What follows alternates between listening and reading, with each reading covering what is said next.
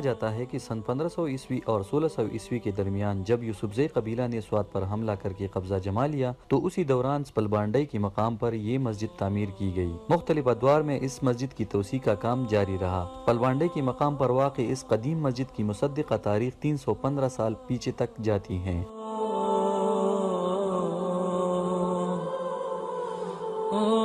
علاقے کی وسط میں واقع ہونے اور علاقہ کی واحد مسجد ہونے کے باعث گاؤس پلبانڈئی کے لوگ عبادت کے لیے اسی مسجد میں آتے ہیں۔ ایک مقامی شخص عزیز خان کا کہنا ہے کہ علاقے میں نمایاں حیثیت کی حامل یہ مسجد لوگوں میں اخوت و یگانگت کا ایک بہت بڑا ذریعہ ہے۔ گاؤں کی بنیاد تاریخ کے حوالے سے 320 سال پہلے رکھی گئی ہے۔ اس مسجد کا صحیح نام ہے جامع مسجد شہید بابا سفر بانڈی۔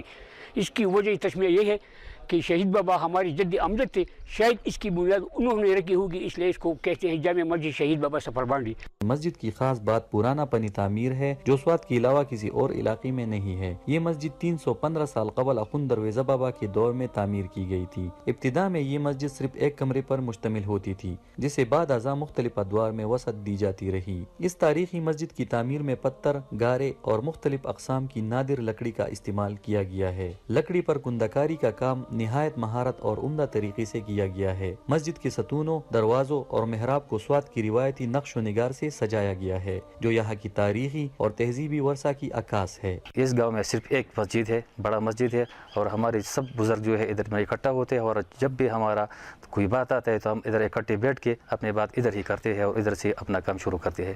اس مسجد میں 6 قسم کی لکڑی کا استعمال ہوا ہے، جبکہ دیار کی لکڑی پر جو کندکاری کی گئی ہے وہ 315 سال سے اپنی اصلی حالت